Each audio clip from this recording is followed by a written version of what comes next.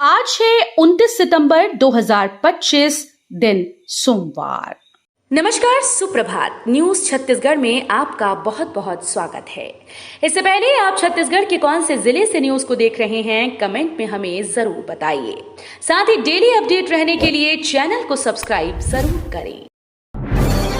उप मुख्यमंत्री अरुण साव आज 117 करोड़ से अधिक की लागत के 3 बृहद पुलों का करेंगे शिलान्यास। उप मुख्यमंत्री और लोक निर्माण मंत्री अरुण साव आज 29 सितंबर को राजधानी रायपुर में 117 करोड़ रुपए से अधिक की लागत से बनने वाले 3 बृहद पुलों का शिलान्यास करेंगे। रायपुर के रिंग रोड क्रमांक 2 हीरापुर चौक पर दोपहर 1 बजे शिलान्यास कार्यक्रम का आयोजन किया गया। लोक निर्माण विभाग के द्वारा रायपुर में रिंग रोड क्रमांक 2 पर 3 ओवरपास बनाई जाएंगी। तेंदुपत्ता मजदूरी का बकाया भुगतान दीपावली से पहले भुगतान करने के निर्देश। वन व जलवायु परिवर्तन मंत्री केदार कश्यप ने इको पर्यटन को बढ़ावा देने के लिए एक विस्तृत इको कार्य योजना बनाने को कहा। उन्होंने कहा कि बिलासपुर संभाग में देखने, घूमने फिरने और मनोरंजन के लिए कई आकर्षक केंद्र हैं। इन केंद्रों तक आसान पहुंच मार्ग और कुछ बुनियादी सुविधाएं विकसित की जाएं तो और बड़ी संख्या में लोग पहुंच सकेंगे। रायपुर में होटल, क्लब, रेस्टोरेंट अब रात 12 बजे ही हो जाएंगे बंद, शासन का नया आदेश जारी। रायपुर के तेलीबांधा क्षेत्र में अब से होटल, ढाबे, क्लब, पब और रेस्टोरेंट रात 12 बजे के बाद बंद रहेंगे।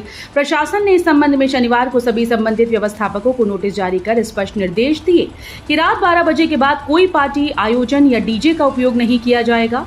इस आदेश का उल्लंघन करने वालों के खिलाफ कड़ी कार्रवाई की जाएगी।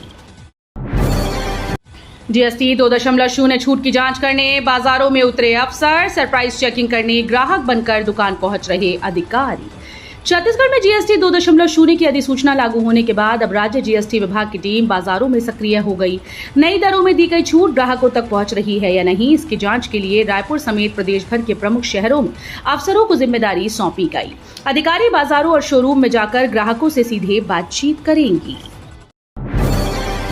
छत्तीसगढ़ में एक बार फिर से एक्टिव मोड में मानसून, 30 सितंबर से तेज बारिश और बिजली गिरने की आशंका।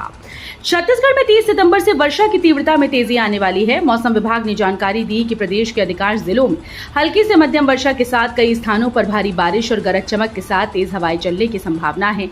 आगामी दिनों में दक्षिण छत्तीसगढ़ और बस्तर संभाग के जिलों में विशेष सतर्कता की आवश्यकता है।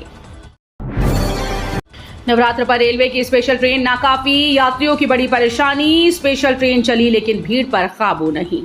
नवरात्रि पर्व में लाखों श्रद्धालु देश भर के अलग अलग धार्मिक स्थलों की ओर जा रहे हैं। इसी को ध्यान में रखते हुए रेलवे प्रशासन ने यात्रियों की सुविधा हेतु स्पेशल ट्रेन और अतिरिक्त कोच की व्यवस्था की, लेकिन इन कोशिशों के बावजूद यात्रियों की समस्याएं कम होने का नाम नहीं ले रही। रेलवे ने नवरात्र स्पेशल ट्रेन तो चलाई, लेकिन यात्रियों का कहना है कि उनका फायदा नहीं मिल पा रहा है। वजह साफ है कि कई स्पेशल ट्रेन छोटे स्टेशनों पर ठहरती ही नहीं है।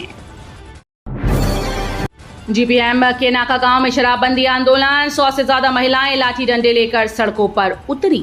गौरेला पेंड्रा मरवाही जिले के मरवाही थाना क्षेत्र के नाका गांव में महिलाओं ने शराबबंदी को लेकर एक बड़ा आंदोलन शुरू किया। 100 से अधिक महिलाएं हाथों में लाठी डंडे लेकर सड़कों पर उतरी। उन्होंने शराब पीने और बेचने का कड़ा विरोध किया। महिलाओं का कहना है कि शराब के कारण गांव में लड़ाई झगड़े, पारिवारिक कलह और माहौल खराब हो रही है। वन विभाग की बड़ी कार्रवाई, बालोद में लाखों की अवैध सागौन लकड़ी और फर्नीचर जब्त। छत्तीसगढ़ के बालोद जिले में वन विभाग की टीम ने बड़ी कार्रवाई करते हुए अवैध रूप से संचालित हो रहे फर्नीचर निर्माण केंद्र का भांडाफोड़ किया। दल्ली राजहरा वन परिक्षेत्र के अधिकारियों और उड़नदस्ता टीम की संयुक्त छापेमारी में लाखों रुपए की सागौन की लकड़ी, फर्नीचर और आधुनिक मशीनों को जब्त किया गया। ये पूरा मामला प्रदेश में अवैध लकड़ी व्यापार के बढ़ते नेटवर्क की एक कड़ी के रूप में देखा जा रहा है। मंत्री केदार कश्यप ने वन अधिकारियों के साथ की बैठक, कामकाज की समीक्षा। वन व जलवायु परिवर्तन विभाग के मंत्री केदार कश्यप बिलासपुर पहुंचे। मंथन सभा कक्ष में बिलासपुर वन वृत्त के वरिष्ठ वन अधिकारियों की बैठक लेकर वन विभाग के कामकाज की समीक्षा की। इस दौरान उन्होंने इको पर्यटन को बढ़ावा देने के लिए एक विस्तृत कार्य योजना बनाने को कहा। उन्होंने कहा कि बिलासपुर संभाग में देखने, घूमने फिरने और मनोरंजन के लिए कई आकर्षक केंद्र हैं।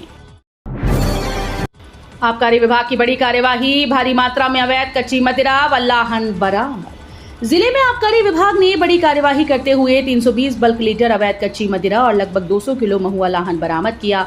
बरामद महुआ लाहन को मौके पर नष्ट किया गया और अवैध मदिरा को जब्त। आबकारी टीम ने वृत्त राजिम अंतर्गत ग्राम बरेठिन कोना के जंगल क्षेत्र में दबिश दी, जहां अवैध मदिरा छिपाकर रखी गई थी। स्वास्थ्य केंद्रों में रेबीज के पर्याप्त टीके नहीं, 400 की जरूरत, हाथ में सिर्फ 40 डोज, 6 महीने में 2500 मरीज पहुंच रहे अंबेडकर अस्पताल। शहर और ग्रामीण इलाकों में आवारा कुत्तों का आतंक लगातार बढ़ता जा रहा है। हर दिन महिलाएं, बच्चे और बुजुर्ग इनके शिकार बन रही हैं, लेकिन चिंता की बात यह है कि कुत्ते के काटने के बाद लगने वाला जीवन रक्षक एंटी रेबीज इंजेक्शन स्वास्थ्य केंद्रों में पर्याप्त मात्रा में नहीं। इसके चलते मरीज सामुदायिक स्वास्थ्य केंद्र और प्राथमिक स्वास्थ्य केंद्र के चक्कर काट रहे हैं। रायपुर सेंट्रल जेल में 800 से अधिक कैदियों का उपवास, अपराध मुक्त समाज के लिए सुबह शाम मां की भक्ति। नवरात्रि पर केंद्रीय जेल रायपुर में 800 से अधिक कैदियों ने उपवास रखा। ये सभी अपराध मुक्त समाज के लिए सुबह शाम मां की पूजा अर्चना कर रहे हैं।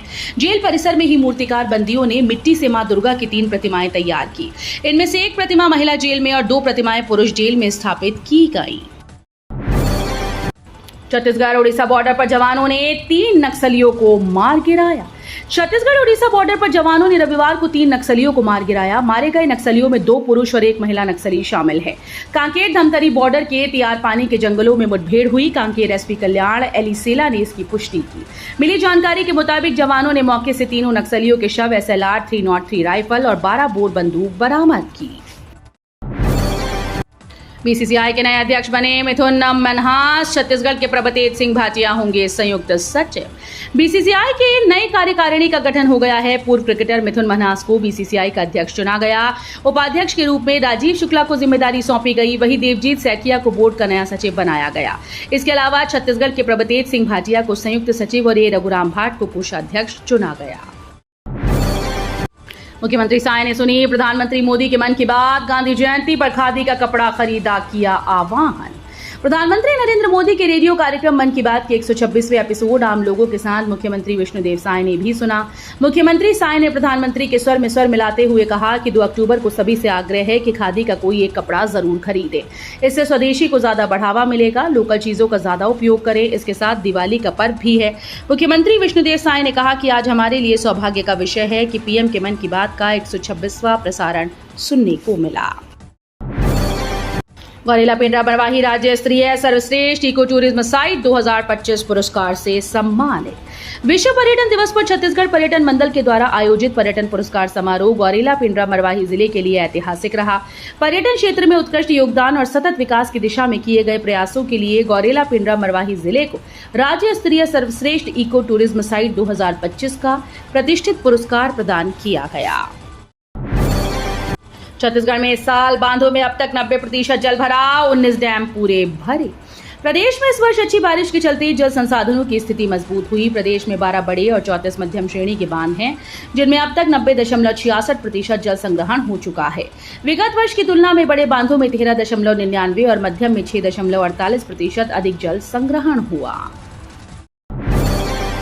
1 अक्टूबर से होने जा रहे ये बड़े बदलाव आप पर होगा सीधा असर।